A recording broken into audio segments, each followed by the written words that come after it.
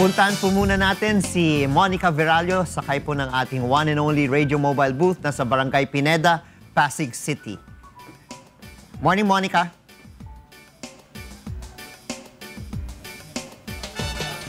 Good morning muli sa iyo, Kong, at syempre sa ating mga kasambahay. Ito, nandito nga tayo sa Barangay Pineda at syempre kasama natin ang dalawang kasambahay natin dito para sa ating ikonsulta mo. So, unahin na po natin si Miss Evelyn Sanchez. Siya po ay 65 years old at meron po siyang medical concern na gustong ikonsulta.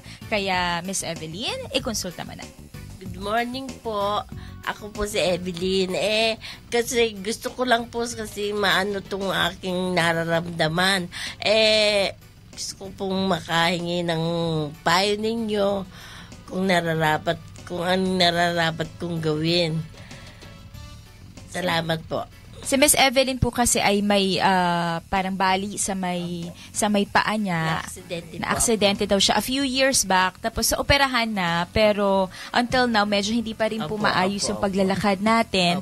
Tapos at times daw sumasakit, pero nawawala kapag umiinom daw siya ng parang gamot. So gusto niya itanong ano ba yung mga preventive ways para maiwasan na muling sumakit yung kanyang nabaling paa.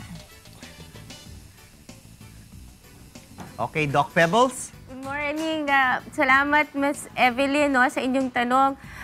Kasi pagka nababalian po yung ating paa, I don't know which part of your foot was broken, pero marami kasing joint sa ating paa, whether it's in the ankle or in the foot. And ang nagiging common complication yan ay yung tinatawag nating post-traumatic arthritis, lalo na kung ang fracture natin o yung bali has crossed the joint line or malapit siya dun sa kasukasuan or sa joint, So, dahil doon, ang nagiging complication dahil hindi na anatomic or dahil may dating bali at naghilom siya ng hindi, what we say, anatomic or hindi siya, kumbaga may lamat, Parang halimbawa may plato kayo, nabasag yung ceramic, kahit idinikit mo, kita mo pa rin yung lamat.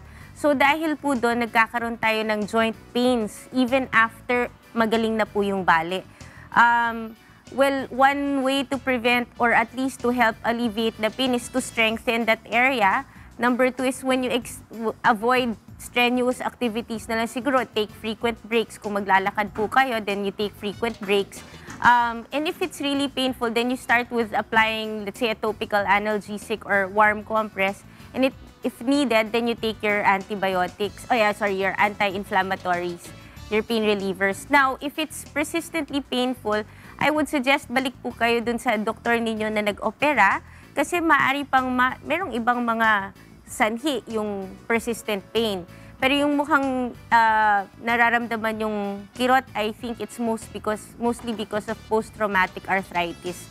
So, yun po yung aking advice sa inyo. Sana matulungan po ng aking abiso yung inyong kalagayan.